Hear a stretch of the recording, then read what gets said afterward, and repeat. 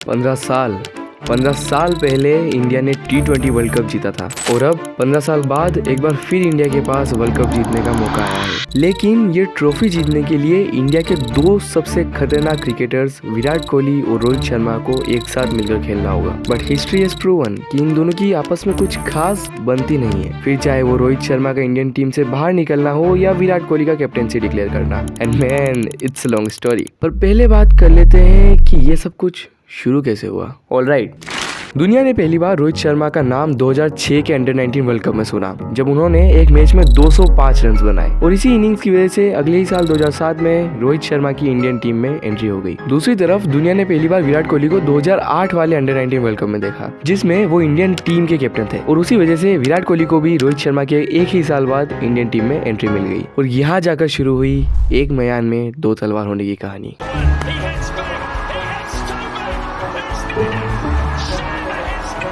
रोहित शर्मा की एंट्री बहुत ही धमाकेदार हुई। उन्हें 2007 के T20 वर्ल्ड कप में खेलने के लिए बुलाया गया और वहां पर रोहित ने इतनी अच्छी बैटिंग करी कि उसी साल स्टार्ट होने वाले वर्ल्ड के बिगेस्ट टूर्नामेंट IPL में रोहित शर्मा को 6 करोड़ में खरीद लिया गया। लेकिन जितनी धमाकेदार उनकी एंट्री थी, उतना ही फास्ट उनका फेलियर फेज शुरू हुआ। 2008 में रोहित शर्मा ने 5 सीरीज खेली, लेकिन उन सभी सीरीज में वो परफॉर्म करने में अनसक्सेसफुल रहे। But on the other end Virat Kohli, he was on fire.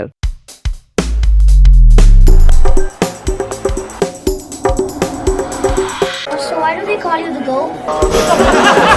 Virat Kohli को इंडियन टीम से पहले IPL में एंट्री मिल गई थी, रॉयल चैलेंजर्स बैंगलोर, जहां पर उन्हें 24 लाख रुपए में खरीदा गया। हालांकि ये रोहित शर्मा से बहुत ज्यादा कम था, लेकिन फिर भी वो IPL विराट कोहली के लिए इंडियन टीम का एंट्री पास बन गया। तो अपने शुरुआती मैचों में विराट ने लिटरली बहुत अच्छे से खेला, लेकिन फिर भी वो टीम से ड्रॉप कर दिए गए क्योंकि उनका बिहेवियर खराब था। लेकिन विराट कोहली ने इस चीज को एक कंस्ट्रक्टिव डिस्क्रिमिनेशन की तरह लिया और अगले 1.5 साल तक विराट कोहली ने केवल अपने गेम पर फोकस किया और 1.5 साल बाद रोहित शर्मा को रिप्लेस करते हुए विराट कोहली ने एक बार फिर इंडियन टीम में एंट्री ली। और उन्होंने सिर्फ एंट्री ही नहीं ली, बल्कि टीम में एंट्री मिलने के केवल एक ही साल बाद 2009 में विराट कोहली को इंडियन टीम का वाइस कैप्टन बना दिया गया। और फिर विराट कोहली ने पीछे मुड़कर कभी नहीं देखा। उन्होंने रोहित शर्मा को रिप्लेस करते हुए 2011 के वर्ल्ड कप में भी अपनी जगह सिक्योर कर ली। या I mean things were very difficult for Rohit Sharma. वो शुरुआत से ही परफॉर्म नहीं कर पा रहे थे और अब तो वो 2011 के वर्ल्ड कप से भी ड्रॉप कर दिए गए थे। और ये बैड लक केवल 2011 वर्ल्ड कप तक ही नहीं चला, ये 2012 में और भी ज्यादा डार्क हो गया। 2012 में रोहित शर्मा को फिर से टीम में एंट्री मिली, लेकिन वो पहले ही मैच में इंजर्ड हो गए और फिर मानो उनका फॉर्म कभी वापस ही नहीं आया। 2012 में उन्होंने 200 से भी कम रन्स बनाए थे, 200 से भी कम। लेकिन चीजें 2013 में बहुत अच्छी जाने वाली थी।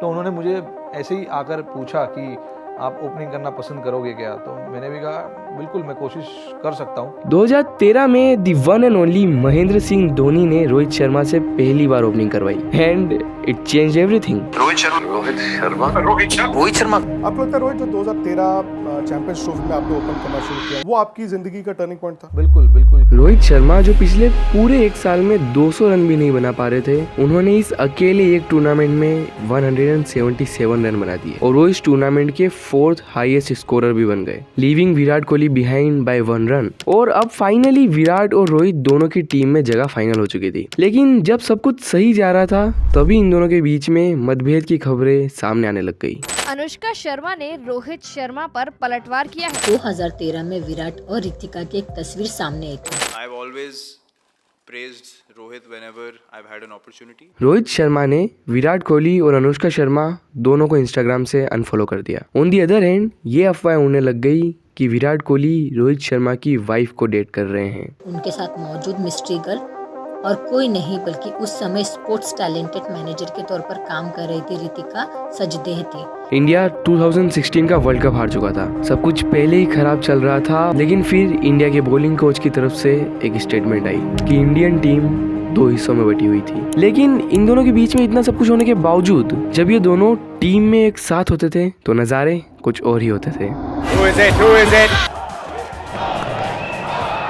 Virat Kohli and Rohit Sharma both became the captains of their respective team in IPL in the same year, जहां पर दोनों ने ही खूब रन्स मारे, लेकिन इस बार रोहित ने बाजी मार ली। एक शतक से पेट नहीं भरता। रोहित शर्मा दोहरे शतक के रथ पर सवार है। I think in my opinion this is by far his best ODI innings.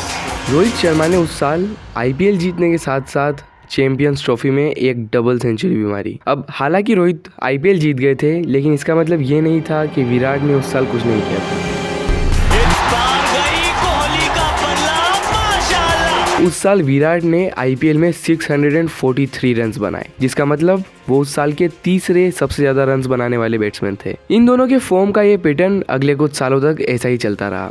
2014 से 2017 तक रोहित शर्मा ने मल्टीपल डबल हंड्रेड्स मारे और 3 आईपीएल ट्रॉफीज जीती। On the other end Virat Kohli इन सालों में T20 क्रिकेट के वर्ल्ड के नंबर 1 बैट्समैन बन गए। इतना ही नहीं, वो T20 के ही अंदर सबसे तेज 1000 रन बनाने वाले बैट्समैन भी बन गए।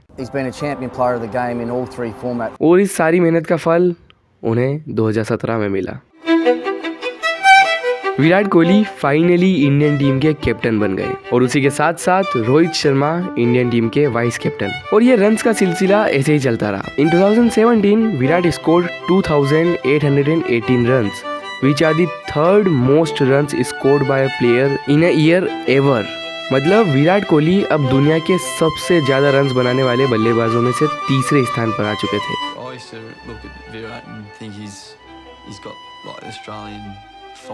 और वहीं दूसरी तरफ रोहित शर्मा ने एक बार फिर से मुंबई इंडियंस को आईपीएल की ट्रॉफी दिला दी थी। ये उनकी 6 साल की कैप्टनसी में तीसरी ट्रॉफी थी।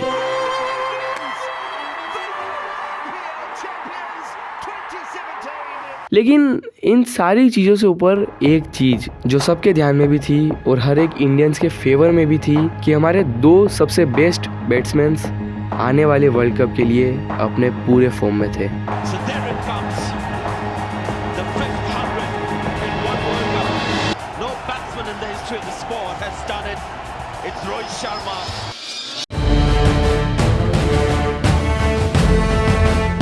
और जिस चीज की उम्मीद लगाई थी बिल्कुल वही हुआ। ऐसा लग रहा था कि विराट और रोहित दोनों ही अपनी लाइफ के सबसे बेस्ट फॉर्म में हैं। विराट ने 55.88 की एवरेज से रन्स बनाए, इसका मतलब हर एक मैच में हाफ सेंचुरी। और दूसरी तरफ रोहित ने वर्ल्ड कप जैसे टूर्नामेंट में 5 सेंचुरीज मारी।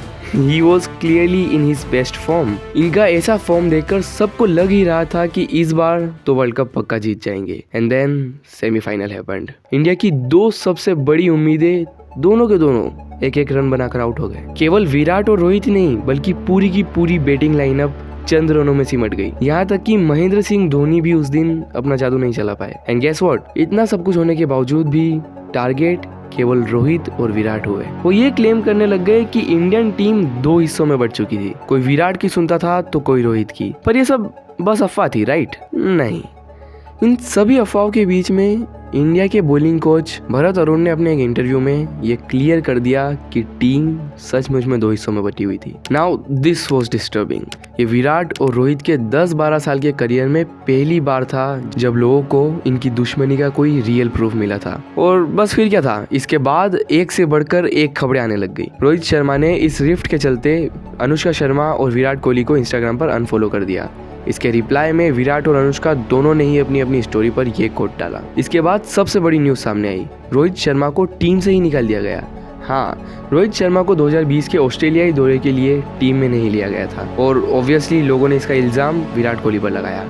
बल्कि असलियत ये थी कि रोहित शर्मा को इंजरी के चलते टीम से बाहर निकाला गया था। But on the other hand Rohit Sharma ने आईपीएल फाइनल में अर्धशतक मार दिया, तो यहाँ पर इंजरी का तो कहीं से कहीं तक लेना देना था ही नहीं। सो एट दी एंड रोहित के बाहर बैठने का रीजन ना तो विराट था और ना ही इंजरी। शायद वो रीजन था BCCI, because at the and team selection BCCI नहीं किया था। और हम लोगों ने ये यूं ही मान लिया कि विराट और रोहित के बीच में एक बार फिर से लड़ाई शुरू हो चुकी थी। एट दी एंड मैं बस यही कहना चाहूंगा कि लोगों को मसाला पसंद है और विराट और रोहित इसी मसाले का शिकार बन चुके हैं। और अब तक तो आप ये समझ ही गए होंगे कि ये सब अफवाहें हैं, क्योंकि आज तक कभी भी इन दोनों ने एक दूसरे के लिए पब्लिकली बुरा भला नहीं कहा है। एंड इवन इफ इन दोनों के बीच में कुछ चल भी रहा है तब भी हमें कुछ फर्क नहीं पड़ना चाहिए, क्योंकि ये दोनों केवल क्रिकेट खेलने के लिए इंडिया टीम में हैं। And as long as they are helping India in winning tournaments, we should be good. Okay, so this was it. I hope ये मिनी डॉक्यूमेंट्री आपको पसंद आई हो।